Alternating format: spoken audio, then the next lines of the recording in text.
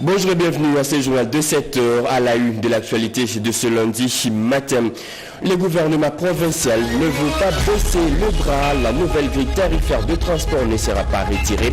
Elle sera toujours d'application. Mise au point faite par le gouverneur lors des échanges avec les associations des chauffeurs. Daniel Bumba lance aussi une sévère mise en garde contre tous ceux qui appellent à un mouvement de grève des conducteurs. Le détail à suivre dans un instant. Également au sommaire de ce journal, des nids de poules bouchés, de caniveaux entretenus, des chaussées élargies et les routes totalement modernisées. La commune de la Gombe change petit à petit de visage et la circulation devient de plus en plus fluide. Nos caméras ont sillonné quelques artères de cette commune. Les images à suivre dans ce journal. Et enfin, toutes les églises de réveil du Congo seront dans la rue le 16 février prochain. Elles vont organiser une marche nationale de solidarité au soutien au FARDC et aux résistants Ouazalendo et aussi une grande journée de prière. L'annonce a été faite par son président et représentant légal Jibaya Mapia au cours de la première journée de l'épiscopat du réveil. Voilà tout pour le titre. Mesdames et messieurs, encore une fois, bienvenue à vous sur le régional, la radio-télévision nationale congolaise. Je le dis au sommaire, le gouvernement provincial ne veut pas baisser le bras. La nouvelle grille tarifaire des transports ne sera pas retirée. Elle sera toujours d'application, mise au point faite par le gouverneur lors des échanges avec les associations des chauffeurs. Daniel Bumba lance aussi une sévère mise en garde contre tous ceux qui appellent à un mouvement de grève des conducteurs. Plus de précision avec Edith Chalakatala et Bijou et Kamba. 2 semaines de discussion en commission, un compromis trouvé avec toutes les parties prenantes, un arrêté portant grille tarifaire de transport en commun pris, que des groupuscules informels protestent et lancent des tracts projetant une grève sauvage demain lundi, relève de rébellion. Le gouverneur de la ville de Kinshasa, Daniel Bumba Lubaki, devant les opérateurs du secteur, est resté formel. Tout chauffeur ne veut pas travailler demain qui ne s'évertue pas à empêcher les autres à travailler. Nous voulons assez que la grille là soit respectée. Ici présent, il y a la police, il y a même le renseignement qui va continuer à faire son travail pour identifier tout ce malfrat là. Et nous promettons qu'ils ne seront pas impunis, ils ne resteront pas impunis. Donc voilà. Ici présent, il y a l'association des chauffeurs, il y a Transacadémie qui représentait les Transco pour permettre à ce que nous puissions rassurer au Quinois qu'il y aura quand même l'offre de transport demain. Et les privés qui voudront bien venir en appoint vont nous accompagner. Et nous rappelons que l'exercice du transport en commun, c'est une délégation de service. Il revient à l'État de décider. Ce n'est pas parce que Yozumu Tukano, tu as pris ton véhicule, tu as mis à la disposition du transport et c'est toi qui vas dicter la loi. Vous voyez, ce domaine-là reste une matière réservée, vous voyez, de la compétence de l'hôtel de ville de Kinshasa. Qui va en grève est libre, mais il ne l'est pas pour empêcher celui qui veut travailler. Des nids de poules bouchés, de caniveaux entretenus, des chaussées élargies, des routes totalement modernisées, la commune de la Gombe change petit à petit de visage et la circulation devient de plus en plus fluide. Une initiative très encouragée selon certains passants. Nos caméras ont sillonné quelques artères de cette commune pour faire le constat. Erudis Kitutu et Tony Djouma pour le reportage. Une des solutions à lutter contre les embouteillages, c'est la réhabilitation de la voirie urbaine. Tel est le cas de quelques avenues de la commune de la Gombe, siège de différentes institutions qui s'élargissent et reçoivent des nouvelles couches d'enrobés. Paro et embouteillage. Pour ça, nous avons tout droit, nous nous réjouissons de cette métamorphose de nos routes. C'est une initiative très encourageante. Nos chaussées sont aujourd'hui dérangées par des eaux. Il faut aussi penser à déboucher nos caniveaux pour une circulation fluide des eaux de la pluie.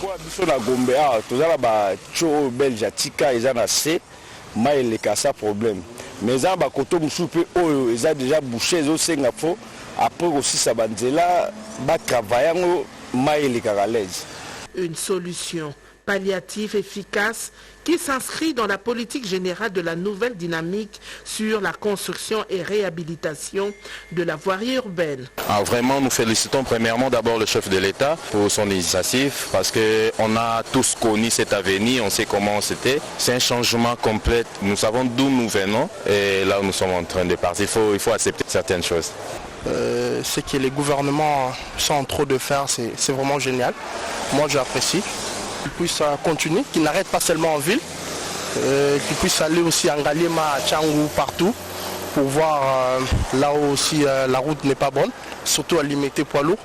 Tout porte à croire qu'avec ces chantiers ouverts, Kinshasa, mégalopole de plus de 15 millions d'habitants, va finalement tourner la page des embouteillages monstres et des images sous les eaux à chaque goutte de pluie. Plus aucun immondice sur les rues dans la commune de Mongafula. Des engins sont mobilisés sur place pour évacuer tous les déchets entreposés dans les tronçons compris entre Rond-Point-Ngaba et Cité Verte. Les bourgmestres de cette commune, Séverin Lumbu Malamba, étaient sur place pour superviser le travaux. C'est un reportage de Pascal Chisson rendu par Cédric Yenina. Tractopelle, benne, tous ces engins étaient en mouvement. C'est le signe d'une ferme volonté affichée par les bourgmestres de la commune de Mongafula, Séverin Lumbu Malamba, de redorer l'image ternie de sa municipalité. Accompagné de son adjoint, l'équipe de la brigade du programme Kinshasa et Zobonga était visible sur la route nationale numéro 1 dans sa partie Rond-Point-Ngaba et Cité Verte. Il était ici question d'évacuer les immondices qui ont rendu très insalubre cette partie de la capitale.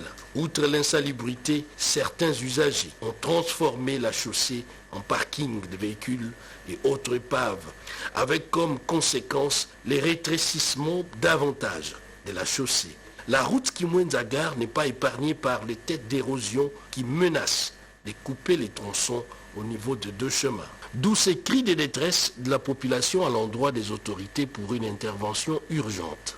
Nous lançons un cri d'alarme que ceci ne s'arrête pas ici, puisque ce qu'on est en train d'enlever là, ça va créer encore plus de la boue.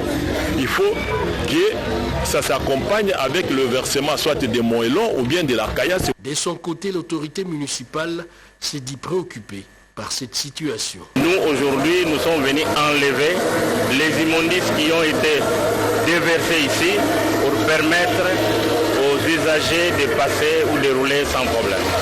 Par ailleurs, ces routes de Kimwenza relient les routes de contournement de la ville de Kinshasa vers les centres-villes et son entretien s'avère donc indispensable. Ouverture aujourd'hui en Suisse de la 20e édition du Forum économique mondial de Davos. Cet événement va réunir une centaine de leaders mondiaux qui vont échanger sur les défis économiques. La RDC sera représentée par le chef de l'État Félix-Antoine Tshisekedi Tshilombo. Sur place, le décor est déjà planté, comme nous dit Gulin Kabaloundi.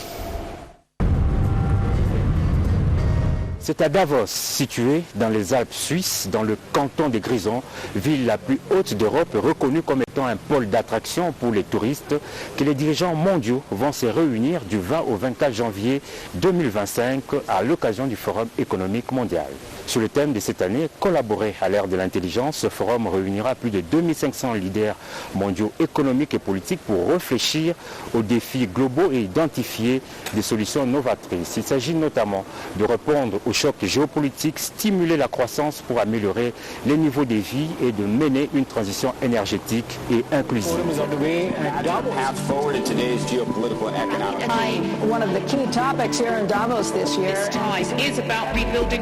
La République démocratique du Congo, qui sera représentée à son plus haut niveau, c'est-à-dire par le président de la République Félix-Antoine Tshisekedi Tshilombo, fera également entendre sa voix, elle qui singulièrement est bien placée pour jouer un rôle central dans la transition mondiale vers une économie à faible émission de carbone grâce à ses vastes ressources forestières et hydriques ainsi que à ses vastes réserves en minerais verts.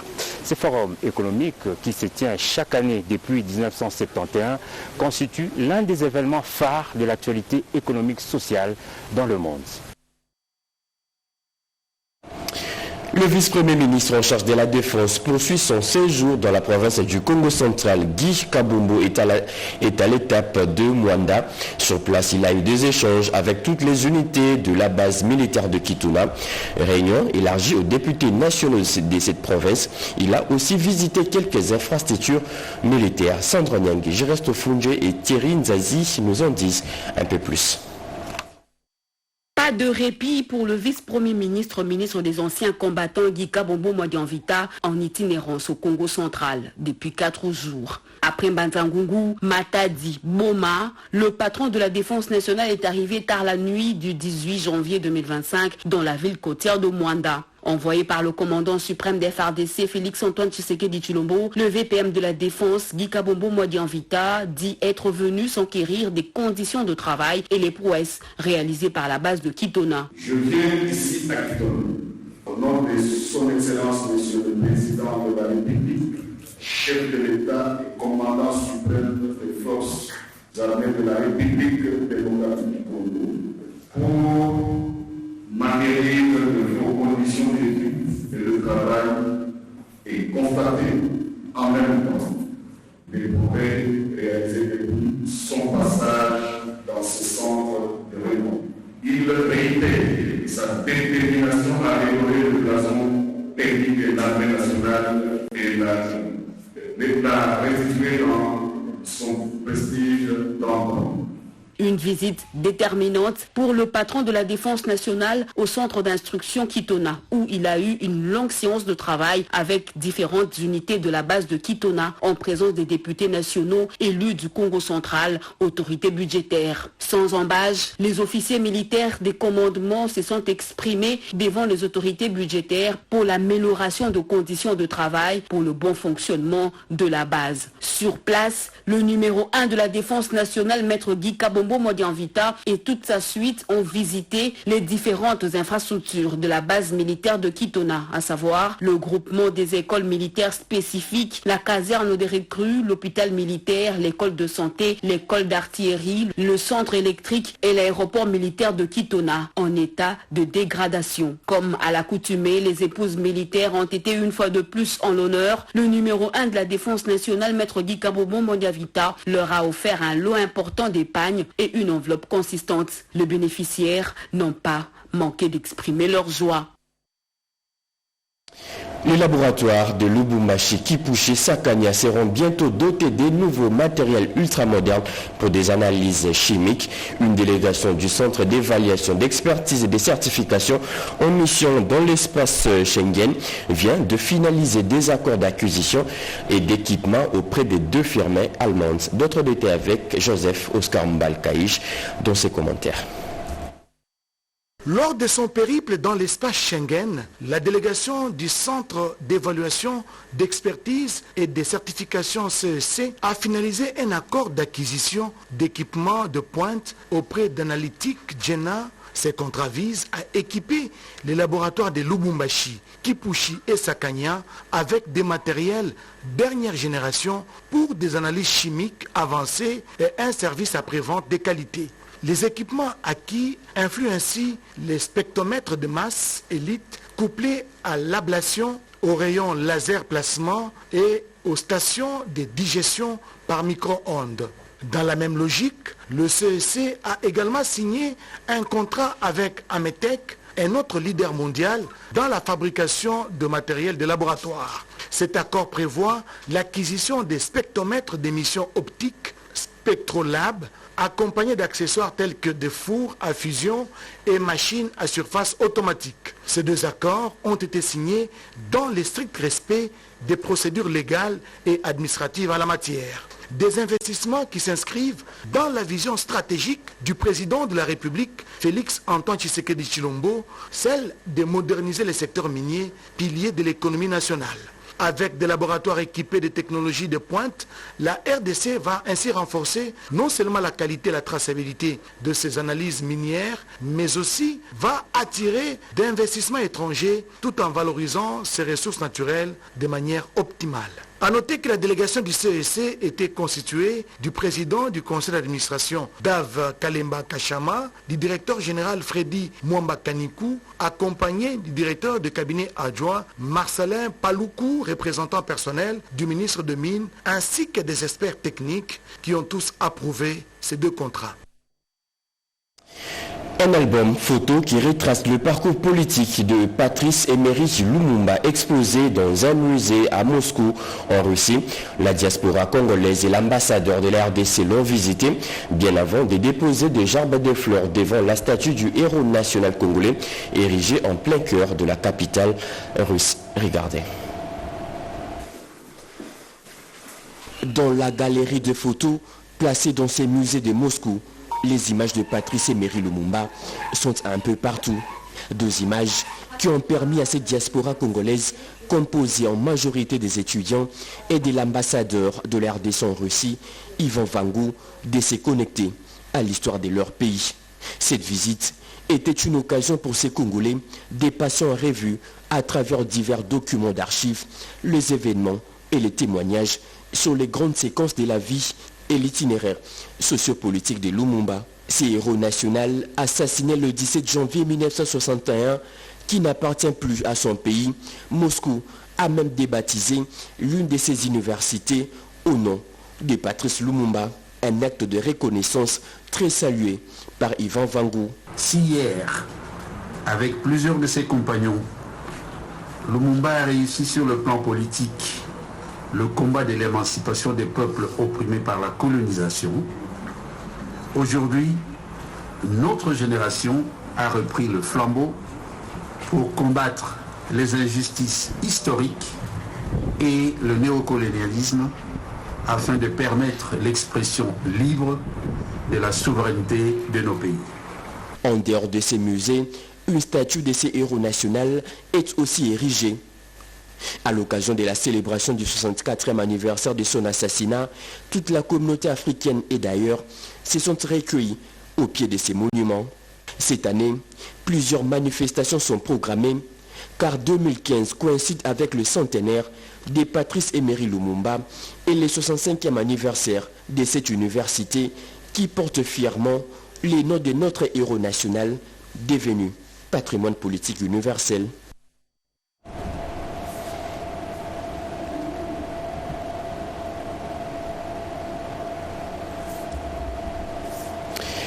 Et puis, des officiers stagiaires de l'école de guerre de Kinshasa étaient en séance académique à l'Assemblée nationale. Ils cherchaient à savoir comment la commission défense et sécurité de la Chambre basse du Parlement interagit avec les différentes structures de défense et de sécurité nationale, comme nous dit Anim Balaka dans ce reportage. À travers le prisme des enjeux de la défense, la commission défense et sécurité de l'Assemblée nationale, dirigée par l'honorable Rubens Mikindo, s'est entretenue avec une forte délégation des officiers stagiaires de l'école de guerre de Kinshasa, conduite par le général-major Godefroy Mouland Nawesh. De cette visite, il en ressort que les échanges ont pu permettre aux futurs officiers supérieurs de la défense de mieux appréhender les objectifs et les défis d'un point de vue académique, centré notamment sur le fonctionnement des structures de la défense et sécurité, la collaboration entre la défense et l'Assemblée nationale à travers la commission défense et sécurité, le rôle de la commission défense et sécurité. Il y a eu des échanges entre nous, je crois que ça aura permis à l'école de guerre de comprendre un peu comment ça fonctionne au niveau de l'Assemblée nationale en ce qui concerne la commission défense et sécurité. La raison de cette rencontre a consisté avant tout en une visite d'études, une séance académique pour permettre aux officiers stagiaires de l'école de guerre de Kinshasa, notamment des Congolais, des Centrafricains, des Camerounais, des Béninois, des Togolais, des Français et autres, de voir comment la commission défense et sécurité de la Chambre basse du Parlement interagit avec les différentes structures de défense et sécurité. C'était une séance académique. C'est pour nous permettre à nos stagiaires de voir comment que la commission défense et sécurité interagit avec les différentes structures de défense et de sécurité. L'enseignement dispensé à l'école de guerre de Kinshasa est consacré à l'art opératif avec l'apprentissage et le perfectionnement des connaissances relatives aux méthodes de planification et de conduite des opérations militaires. Le but est d'offrir un cadre à des jeunes officiers supérieurs sélectionnés parmi les FARDC et la PENSI pour bénéficier d'une formation de qualité. Elle accueille des stagiaires congolais de la force terrestre, de la force aérienne, de la force navale et de la police nationale congolaise, mais aussi depuis la deuxième promotion des stagiaires étrangers. L'heure du bilan a sonné. Tous les leaders politiques de la Grande Orientale se sont réunis hier dans la capitale pour une évaluation de l'année 2024 de leur dynamique. Une année marquée par un soutien total aux efforts du chef de l'État pour mettre fin à la guerre dans la partie est du pays. Marie-France Zaïna nous explique.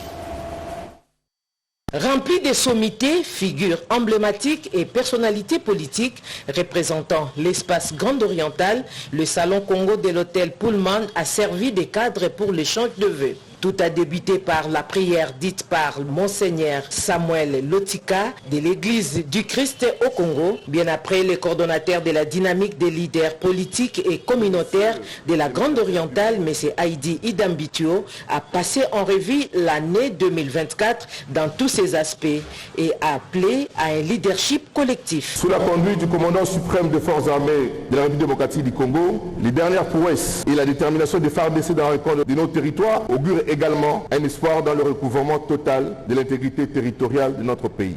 Au nom des membres du gouvernement, le ministre de l'Industrie, Louis Watoum, a présenté ses vœux et a reconnu que les attentes sont nombreuses. Le patriarche Bernard Kassoussoula a insisté sur la nécessité d'une rétrospection et voir comment rectifier les tirs. Honorable questeur adjointe Grace Nema a insisté sur l'unité des filles et fils de la Grande Orientale.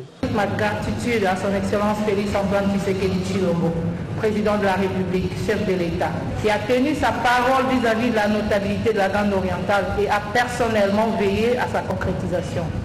L'assistance n'a pas manqué de rendre un hommage mérité à Monseigneur Marcel Outembi pour les 8 années passées à la tête de la conférence épiscopale du Congo et a demandé au nom du leadership collectif une appropriation sans faille du forum Expo Béton, fruit de l'initiative de l'honorable sénateur Jean Bamanissa. C'est dans une ambiance détendue que la soirée s'est clôturée.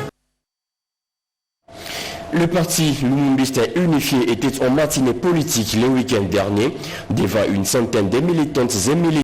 Godefroy Mayobo, secrétaire général, a rappelé les grands faits qui ont marqué l'année 2024 et aussi posé des jalons pour des échéances électorales à venir. Anita Luamba.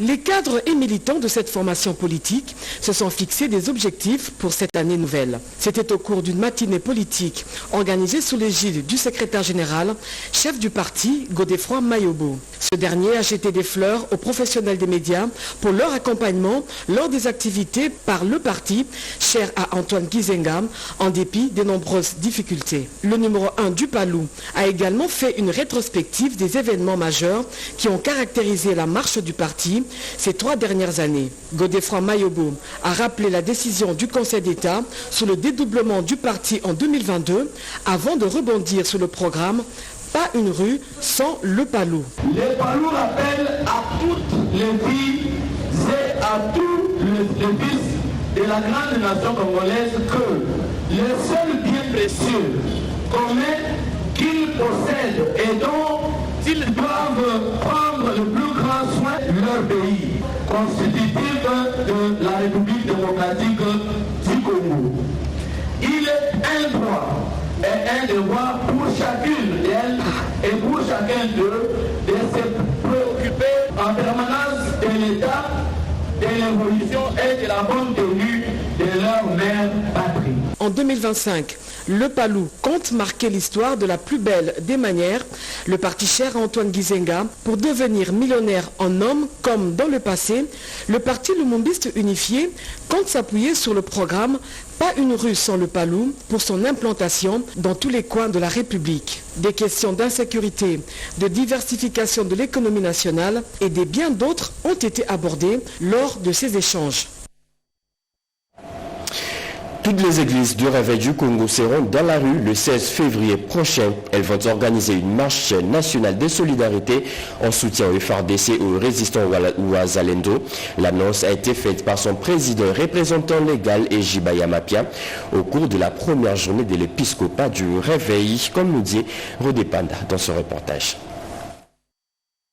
La première journée de l'épiscopat du Réveil a vécu sous la direction de l'archevêque Ejibaya Mapia Évariste, les représentants du ministère de la Justice, conseillers en charge des cultes et associations, les conseillers Kangoudia chargés des cultes au sein du cabinet du président de la République, les pasteurs et représentants des communautés membres de l'église de Réveil au Congo qui ont marqué une présence active. À l'ordre du jour, la présentation de l'épiscopat suivant la vision de l'église du Réveil au Congo. Occasion pour l'archevêque président Ejibaya Mapia de donner les grandes orientations, rappeler aussi en cette année nouvelle la position de l'église relative aux enjeux politiques de l'or.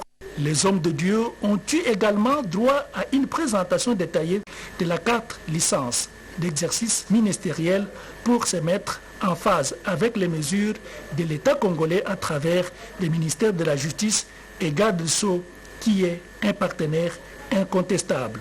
Nous retenons d'abord l'ordre que nous avons établi dans l'épiscopat du Réveil, qui signifie là l'autoproclamation n'est pas possible parce que celui qui se dit évêque doit savoir est-ce qu'il est aligné ou il est non aligné. Deuxième élément, c'est le message patriotique que nous avons lancé, notamment la prière en faveur des FARDC et Ouazalendo.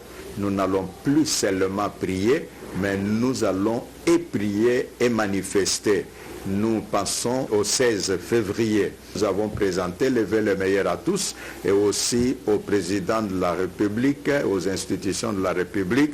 Nous avons prononcé les prières afin que 2025 soit un temps de paix. Cette première édition s'est clôturée par le sacre de l'évêque Christian Numbi en qualité d'évêque régional de l'RC chargé du Grand Katanga. Le repromis a fait un don d'un bus à l'RC pour plus d'efficacité sur le terrain.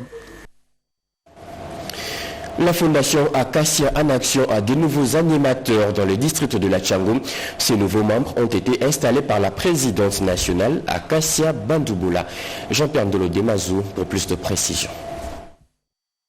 La population de la Tchangou ont répondu présente ce samedi 18 janvier 2025 à l'invitation d'Acacia Bandouboula Mbongo, ministre d'État, ministre des Affaires foncières et présidente de la fondation Acacia en action. C'était dans le cadre de l'installation officielle de la fondation Acacia en action dans le district de la Tchangou. Selon le secrétaire général, l'honorable Alexis Ngwele, l'installation officielle de la fondation Acacia en action à Tchangou est la réponse de la présidente à la demande de la population de la Tchangou. Pour ce jour, 2 présidents communaux, plus précisément de Massina et de Kimbanteke, ont été installés par la présidente nationale de la fondation Acacia en action. Dans son mot, Acacia Bandouboula Mbongo a tout d'abord transmis les meilleurs vœux du président de la République, Félix Antoine Tshisekedi Tshilombo, et de la première dame Denise Nyakeru Tshisekedi à la population de la Tchangou. Acacia Bandouboula Mbongo a invité cette population à soutenir les forces armées de la RDC qui se battent jour et nuit dans l'Est contre l'agression rwandaise. Elle a terminé son speech par la question du changement de la Constitution. Sans mâcher les mots, Acacia Bandouboula Mbongo a déclaré qu'elle est totalement d'accord pour le changement de la Constitution. Sur cette question, la population de Tchangou est derrière l'initiative du président de la République Félix Antoine Tshisekedi Tshilombo et dit oui au changement de la Constitution.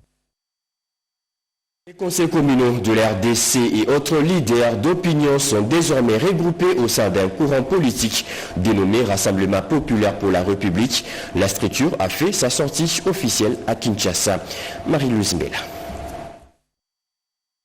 C'est un nouveau-né dans le monde des mouvements associatifs. Le Rassemblement populaire pour la République, RPR, réunit les conseillers communaux, des leaders des mouvements associatifs et les personnalités indépendantes d'opinion. Ceux-ci partagent les mêmes convictions pour défendre et soutenir la vision du chef de l'État définie dans sa politique. Le RPR a un caractère national. À sa sortie officielle, chaque membre s'est engagé publiquement en signant la charte qui contient le texte qui régisse ces mouvements. C'était aussi l'occasion pour les présidents de souligner le caractère associatif de leur courant politique. Ces élus locaux et leurs partenaires sont prêts à informer la base sur le bien fondé des réformes de la Constitution.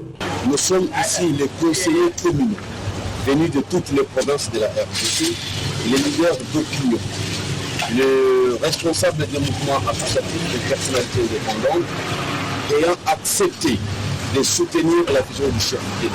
Nous nous sommes rangés et ligués dans un courant politique dénommé Rassemblement populaire pour la République, qui n'est ni un parti politique, ni un regroupement politique, mais plutôt un rassemblement des élus locaux et des leaders d'opinion du mouvement associatif. Et pour les RPR, nous nous disons favorables à des réformes profondes. Autre préoccupation évoquée au cours de cette rencontre, les frais de fonctionnement des conseillers communaux. Ils sollicitent l'implication des autorités compétentes pour des solutions idoines. Financement innovant et émergence économique en RDC à l'horizon 2030, c'est le titre d'une thèse soutenue à la faculté de l'économie de l'Université pédagogique nationale UPN. C'est un travail réalisé par le chef des travaux Matenda Kibangala. Plus de précision avec José Dimonekene dans son reportage.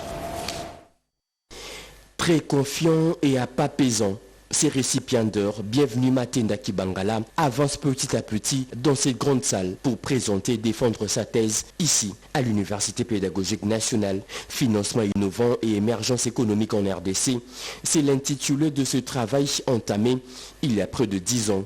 Devant le membre du jury du jour, composé de éminents professeurs, ce chef des travaux a démontré l'apport de sa recherche qui veut mettre fin à l'infériorité entre les dépenses et la recette observée en RDC. Il faut innover. Et là, je suis arrivé à certaines conclusions selon lesquelles il faut un budget programme, il faut la taxe carbone. Je suis focalisé sur certaines variables. Les produits intérieurs bruts, l'espérance de vie, les recettes publiques, les crédits à l'économie, des poids à l'économie. Bref, je suis très content parce que ce que j'ai commencé il y a 10 ans, il y a 15 ans à peu près, depuis 2010 que je me suis lancé dans cette recherche et nous sommes arrivés à ça. Un travail qu'il compte publier dans plusieurs revues pour alerter le décideur congolais. Une soutenance des thèses faite avec brio qui lui a valu la mention grande distinction. Après délibération à huis clos, le jury a pris la décision suivante. Monsieur le chef d'État, Matenda Kibangala, bienvenue, a réussi à s'enlever les élèves avec la mention la plus grande distinction. Des toges et autres insignes lui ont été remis par la rectrice de cet alma mater, ce qui fait de lui désormais docteur en économie. C'est fini pour ce journal de 7 heures, mesdames.